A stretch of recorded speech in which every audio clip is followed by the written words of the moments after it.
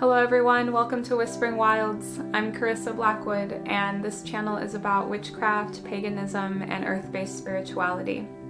This video is a spiritual expressions video, so what we're going to do is look at expressing our lunar self, our relationship with the moon, and how that changes over time. The way that we're going to do that is by looking at a story called a Moon Fable. And this short story is about a little girl and how the moon has appeared to her at different stages in her life. Alright, I hope that you're ready to relax, enjoy a little story, and then we can talk a little bit more about what it means to create a relationship with the moon. The Radiant Queen of Night. When the moon first appeared to me, I was a little girl full of joy. I would leap onto soft grass. It was cold beneath my bare feet. I would dance under the silver moonlight. My black sequins dress sparkled like the wings of a disco fairy. I was a young diva in the night. My dark curly hair bounced as I leaped around, and the winds whistled in the gap between my two front teeth. My little heart and my little lungs were pounding. The song of the rising moon had just begun. A few more twirls, a few more leaps, a dramatic curtsy. Then I flung my curls back to smile at my audience. My heart swelled with joy from the roaring applause of twinkling stars. Stars of red, blue, and gold. And there she was, the Queen of Night. Her full moon was so large and bright that she kissed my cheek with such thoughtful delight. I gave my royal patron a big hug and promised to do my best the next night. Sister Moon feels no pain. The second time the moon appeared to me, I was a teenage girl, filled with pain. I would travel along a gravel road, smashing rocks beneath my footsteps. A black cotton shirt clung to my cold skin as I walked against the icy wind. I was a crusader in the night. Blood on the moon was a call to turn wrongs into right. A flip of my lighter, and I would blaze a cigarette, burning my fingertips and inhaling a soft drag. The silvery smoke turned amber in the orange moonlight. I pursed my red lips and whistled a tune to my solitary sister moon, the Princess of Night. She would sing back to me, but I could never comprehend the depth of her mystery. She was a powerful emblem of wonder, and I was a lost soul that wandered.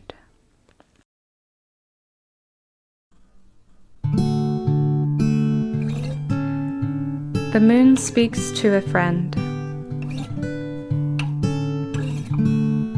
The third time the moon appeared to me, I was a young woman with a desire to heal.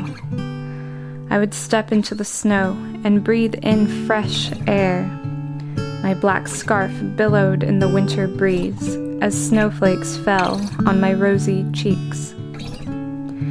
I stretched my arms out wide, did a slow quartered turn, and looked up at the night sky.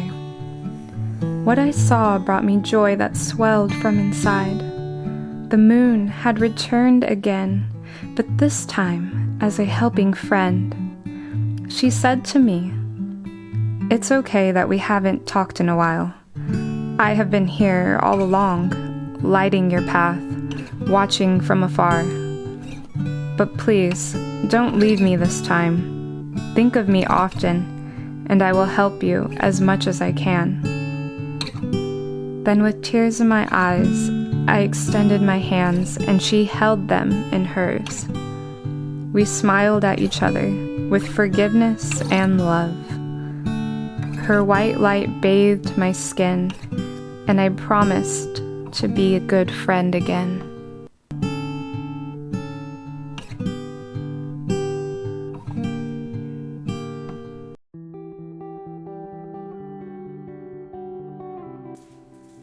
What I want to say about this story is that I think it's a really nice way of expressing the feelings that we have towards the moon and what that means for us as pagans, witches, and people who want to have a spiritual connection with the earth. I feel that often when we think about having an earth-based spirituality, being a pagan or being a witch, we want to know all the answers to things, and we want to discover all the mysteries that are a part of the culture and the history of being a spiritual person. And what I love about this story and the idea of expressing your story and your experiences with the moon is that it's so healing in a way that it just opens you up to that primal connection with the moon. And I love the idea of looking back at one's life and thinking about what did it feel like when you first saw the moon, or what did it feel like when you looked at the moon during a time in your life where it really just stood out to you that there's some message that is being sent between you and the moon, that there's a communication there. Growing up and even recently, I didn't really know too much about the lunar cycles or too much about astrology, and I couldn't tell you what it meant to look at a full moon compared to a crescent moon.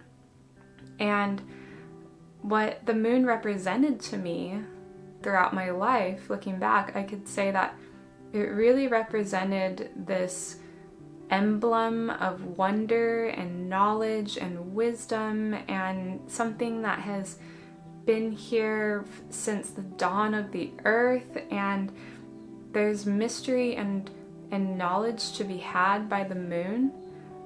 But as human beings, we are already worthy of just having that connection and relationship with it, and we don't necessarily have to limit ourselves by feeling like we need to know everything about the moon in order to feel connected to it. I think it's a beautiful thing to learn about the science and the different metaphysical aspects of the moon and nature and create those connections for ourselves. It's a beautiful thing to learn about astrology.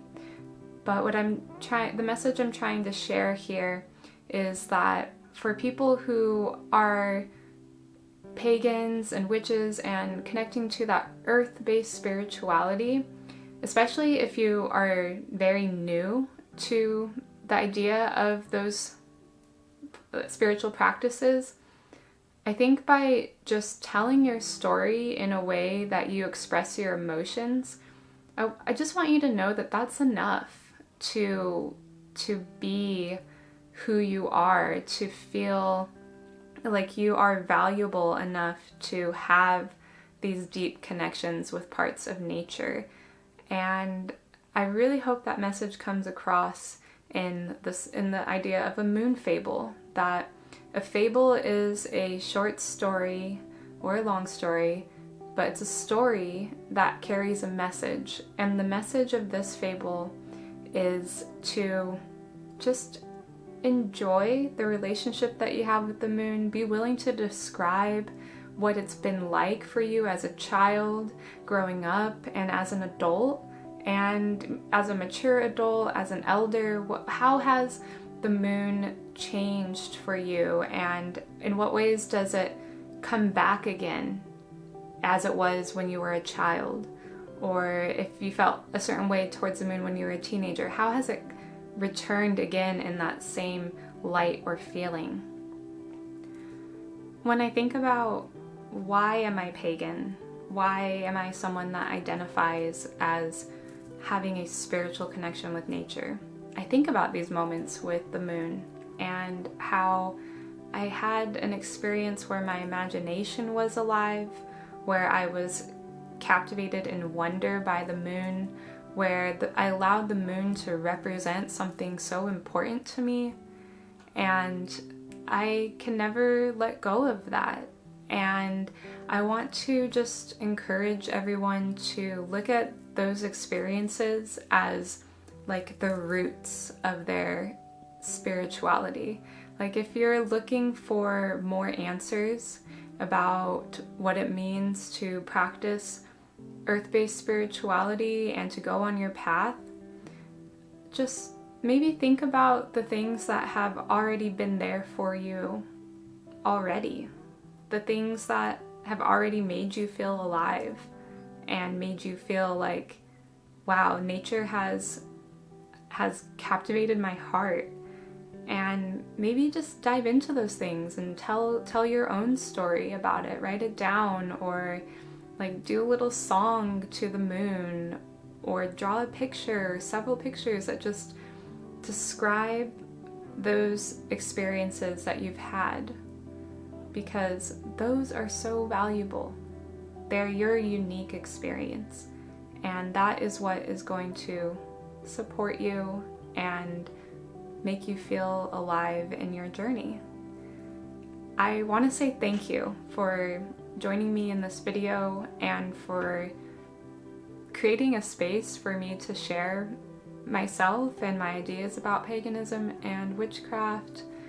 And I hope you liked the video. If you did, please give it a like.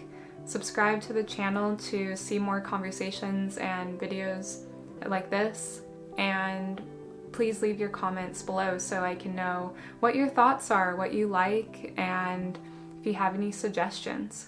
So thank you so much. Again, I'm Carissa Blackwood, and I hope that you carry that healing lunar energy with you as often as you need to. It is always there for you to call on. So thank you very much, and blessed be.